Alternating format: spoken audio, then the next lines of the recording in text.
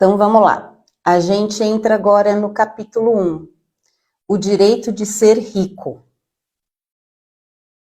Para quem está me perguntando, eu vou ficar pretendo, porque quem me conhece sabe que eu falo muito, eu entrego muito, e eu vou ser concisa. Eu prometo que eu vou ficar no máximo 1 horinha. Se eu conseguir em 1 hora fazer um capítulo, eu faço, caso contrário, continuo na próxima terça-feira. O intuito seria um capítulo por dia, dentro dessa 1 hora. O que eu consegui está conseguido, o que eu não consegui não está conseguido, mas a gente segue. Então vamos lá. Capítulo 1. O direito de ser rico. O que quer que se diga em louvor da pobreza, o fato é que não é possível viver uma vida realmente próspera e de sucesso quando não se é rico. Ninguém consegue chegar ao mais alto patamar do talento ou do desenvolvimento espiritual sem ter dinheiro suficiente. Para despertar espiritualmente e desenvolver o talento, deve-se ter muitas coisas, e não se pode tê-las sem dinheiro para comprá-las. E aí eu já sei que só nesse primeiro parágrafo deste primeiro capítulo tem muita mente que já começa a sair aquela fumacinha. Aqui no Brasil, especialmente, eu tenho um estudo, eu quero pegar um tempinho e trazer um dado para vocês aqui do Brasil, do quanto de dinheiro brasileiro ele tem não investido e sim guardado. O que já mostra que o brasileiro, por natureza, isso é uma questão de campo, isso está no campo do brasileiro. Ele naturalmente ele tem medo do dinheiro. E por que eu faço essa afirmação? Porque todo o dinheiro ele está guardado. Quando a gente guarda, qual que é o receio que a gente tem? Que falte, já está o foco na escassez. Ah, Amanda, mas você está me falando que não é para guardar dinheiro? Não, não estou falando que não é para guardar dinheiro. Mas com que intenção? Porque é isso que faz o colapso da função de onda. Qual a intenção subjetiva? O que está por trás? A emanação da energia neste guardar dinheiro. Percebe? Que não é só a ação mecânica em si do guardar, mas a intenção subjetiva que está por trás, que é a onda, onda com onda. Então vamos lá. E aí, nesse pedacinho em que o autor ele fala dessa questão de se louvar a pobreza, eu faço aquela pergunta, já que o brasileiro, isso já está até no campo do brasileiro, medo do dinheiro, por isso a maioria tem ele guardado e não investido, fica a pergunta, a gente ouve muito, né? Ah, mas dinheiro não traz felicidade. Ok, mas a pobreza traz? Dinheiro em excesso faz mal e escassez em excesso faz bem? Percebe?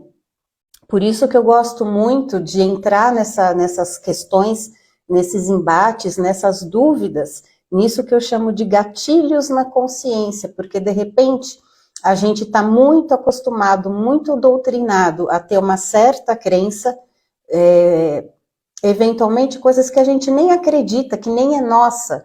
E em atendimento eu sempre pergunto, mas isso é você quem acredita ou era sua mãe, era o seu pai? Porque às vezes a gente carrega com a gente uma crença, uma verdade, que não era nem nossa, que era dos nossos pais. E a gente carrega aquilo como uma verdade. Eu imagino que eu tenha uma história de vida parecida com a de vocês, no sentido de que minha mãe e meu pai, eles são de uma outra geração. A geração que eu vim, ela já veio com outra cabeça, com uma outra mentalidade. E no meu processo de lapidação, muitas delas eu me dei conta que não. Isso aqui não é meu, isso é da minha mãe, isso é do meu pai. E quando eu fiz essa identificação, eu me desidentifiquei dessa crença, dessas crenças, deixei o que era da minha mãe com minha mãe, deixei o que era do meu pai com meu pai, e segui eu com as minhas crenças, com a minha forma de acreditar. Uma pessoa desenvolve-se mental, espiritual e fisicamente usando coisas materiais, e a sociedade é organizada nesse sentido, para que tenhamos dinheiro e posses. Portanto, a base de toda a evolução deve ser a ciência para ficar rico. O objetivo de toda a vida é a evolução. E tudo que vive tem um direito inalienável a toda a evolução que é capaz de ter. O direito pessoal à vida é o direito de ter livre e irrestritamente o uso de todas as coisas materiais necessárias ao seu total desenvolvimento mental, espiritual e físico, ou seja, o direito de ser rico.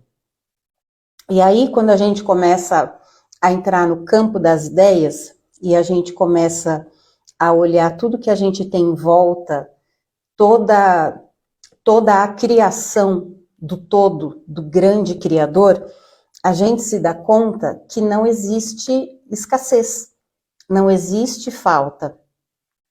O quanto que a gente tem de planetas. Vamos falar só aqui do planeta Terra, o tamanho do planeta Terra, a vastidão e a diversidade de fauna, de flora. Quantos seres humanos nós temos no planeta Terra? Existe falta aqui? Não. Tudo foi criado em abundância. A falta, a escassez, ela começa na forma equivocada do ser humano racionalizar e pensar algumas coisas e acreditar, colocar sua fé na escassez e na falta, e isso automaticamente, colapsado em onda, acaba se manifestando aqui em partícula. Quando o autor ele fala do direito pessoal à vida, é o direito de ter livre e irrestritamente o uso de todas as coisas materiais necessárias ao seu total desenvolvimento mental, espiritual e físico, ou seja, o direito de ser rico, a que ele está se referindo? À prosperidade. Todo ser humano tem o direito natural da prosperidade. O que é a prosperidade? Crescimento. Muitas pessoas falam que a prosperidade ela é só a monetária, é só a acumulação de bens, de fortuna, de dinheiro. E na verdade não. Prosperidade, ela é crescimento em todas as esferas da vida. Então, eu até já coloco uma reflexão para todo mundo que está aqui. Você se considera uma pessoa próspera porque tem muito dinheiro? Mas como que está a tua vida pessoal? Como estão as tuas relações? Amigos, família, filhos, sobretudo a relação mais importante de todas, que é a de você com você mesmo. Porque lembra, lei do eletromagnetismo? O que sai, volta. O que você emana, retorna para você. Como é que está essa relação que ela é necessária com você? Fica esse questionamento. E aí eu costumo sempre fazer uma analogia com sementes. Pega uma semente, por exemplo, de laranja. A gente coloca na terra. Ela vai passar por uma pressão para que ela cresça. Isso é a prosperidade da planta. Essa semente, ela está aqui e ela sabe que ela tem que crescer. Ela vai passar por chuva, por sol, por uma série de coisas e ela tem que crescer. Ela está aqui para crescer e vamos pegar como exemplo uma semente de laranja. Ela sabe que ela vai ter que, de semente, prosperar, crescer até que ela se torne uma laranjeira e essa laranjeira dê laranjas. Eu vou entrar mais para frente, acredito que isso tem aqui no livro, a questão do quanto a gente se compara com os outros, do quanto às vezes a laranjeira ela olha para a macieira e ela fala, seu fruto é mais bonito, é mais gostoso, é mais interessante do que o seu. Não. A laranjeira, ela sabe que ela está aqui para ser uma laranjeira e para dar laranjas.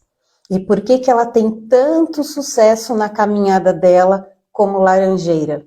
Porque ela veio, ela faz o que tem que ser feito para crescer, para prosperar, exponenciar, se tornar esta laranjeira, dar laranjas e pronto.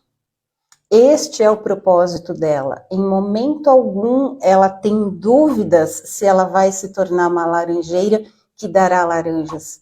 Ela sabe daquilo, isso está dentro dela.